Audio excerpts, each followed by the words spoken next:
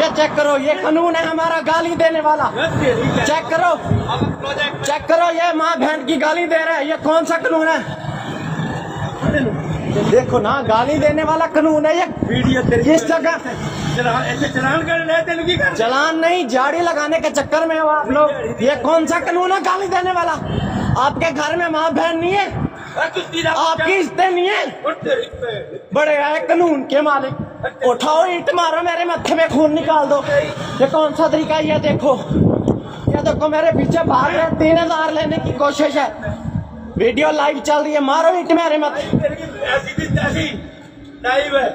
चला दो।